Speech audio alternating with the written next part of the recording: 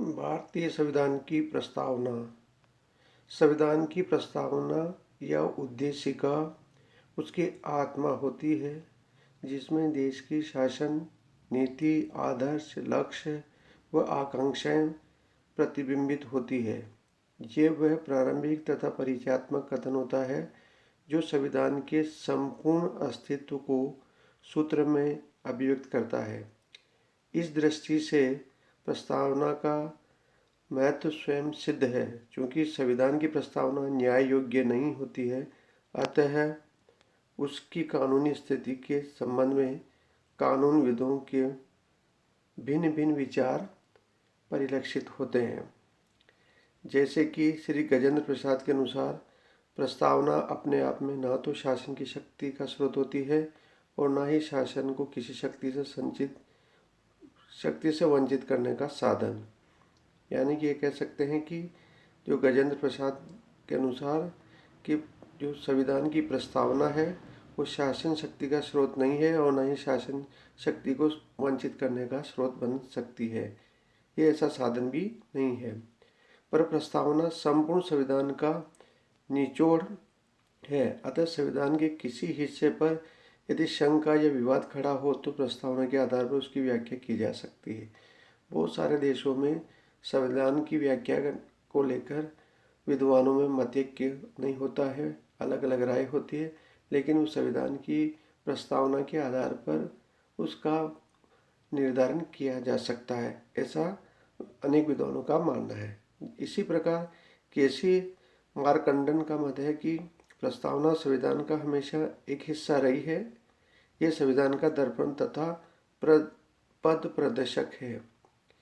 यानी कि हमें जो किस तरह का शासन चलाना है, किस तरह की नीतियाँ बनाना है, कैसे कार्यक्रम करना है, प्रस्तावना हमेशा से एक दर्पण के समान रही है और हमारा मार्ग प्रस्तुत करने में भी अग्रसर रही है।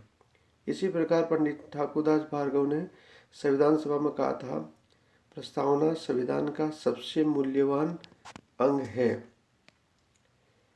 ये संविधान की आत्मा है, ये संविधान की कुंजी है।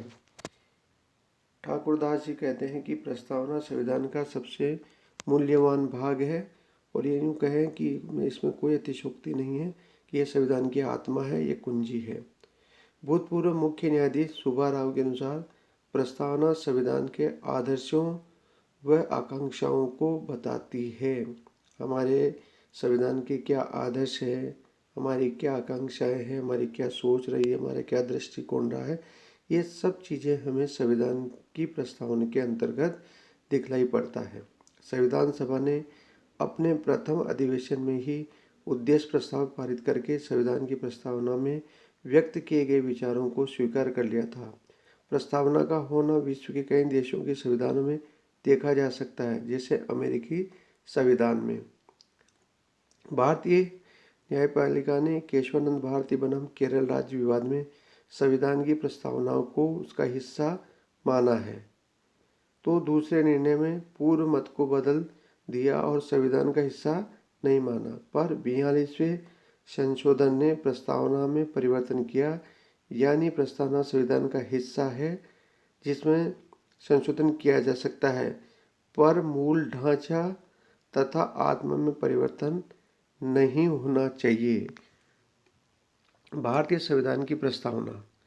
हम भारत के लोग भारत को एक संपूर्ण प्रभुत्व संपन्न लोकतंत्रात्मक गणराज्य बनाने के लिए तथा इसके समस्त नागरिकों को सामाजिक, आर्थिक व राजनीतिक न्याय, विचार, अभिव्यक्ति, विश्वास, धर्म और उपासना की स्वतंत्रता, प्रतिष्ठा व अवसर की समता प्रदान कराने के लिए तथा उन सब में व्यक्ति की गरिमा और राष्ट्र की एकता सुनिश्चित करने वाली बंधुता बढ़ाने के लिए दृढ़ संकल्प होकर अपनी संविधान सभा में आज तारीख 26 नवंबर 1949 ईस्वी मिति मार्गशीर्ष शुक्ल सप्तमी संवत 2006 विक्रमी को एतद द्वारा इस संविधान को अंगीकृत, अधिनियमित और आत्मार्पित करते हैं।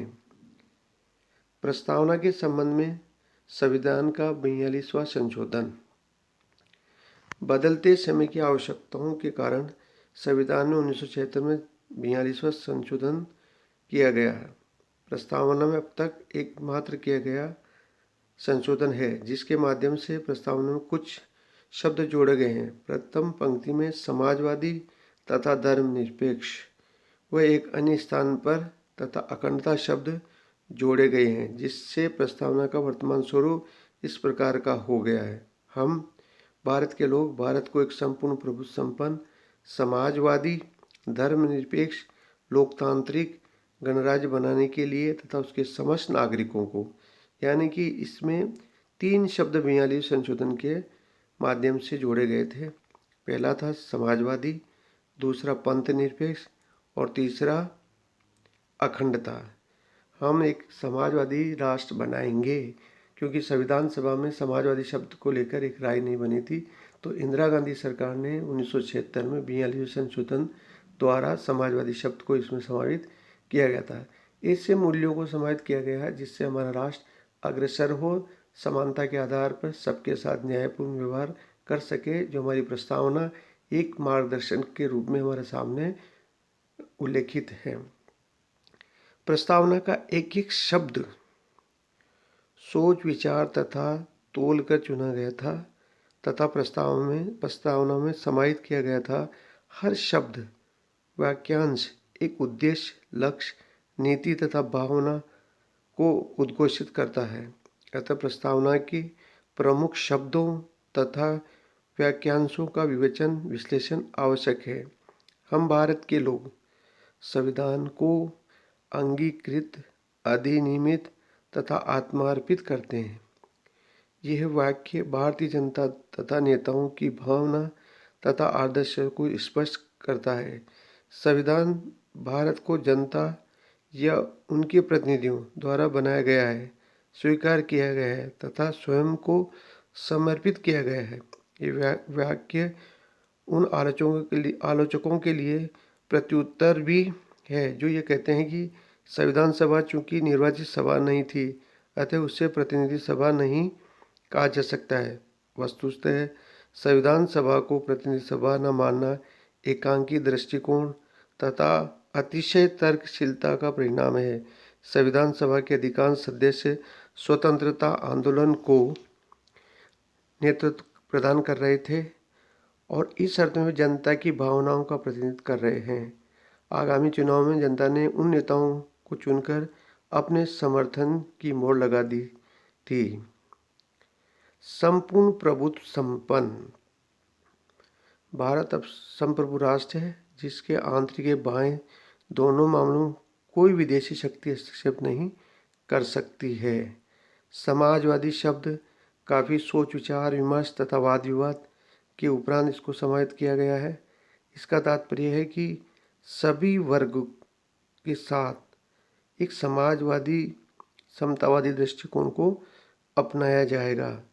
भारतीय परिस्थितियों के अनुकूल होगा, किसी अन्य देश की नकल नहीं होगी, कोई विशेष सामाजिक आर्थिक व्यवस्था नहीं होगी, लेकिन सतत कार्यक्रम तथा कल्याणकारी नीतियों के द्वारा समाज के पिछड़े वर्गों को विकास की मुख्य धारा में जोड़ने का प्रयास किया जाएगा। यह लोकतांत्रिक समाजवाद भारत की अपनी विशिष्टता है।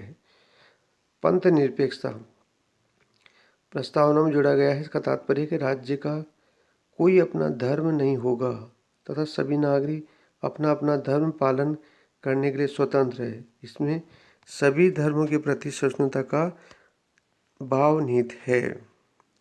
लोकतांत्रिक यह शब्द राज्य की संपूर्ण शक्ति जनता में निहित करता है। गणराज्य भारत को गणराज्य घोषित करके संविधान निर्माताओं ने सत्ता में वंशानुगत पदों को सदा के लिए समाप्त कर दिया है। सामाजिक आर्थिक राजनीतिक न्याय देशवासियों को स्वतंत्रता के समय जो भारत मिला वो विकसित था, असमान था। कुछ अपनी जड़ परंपराएं उनके लिए उत्तरदायी थी, किंतु संवैधानिक हित विदेशी राज्य की देन थी।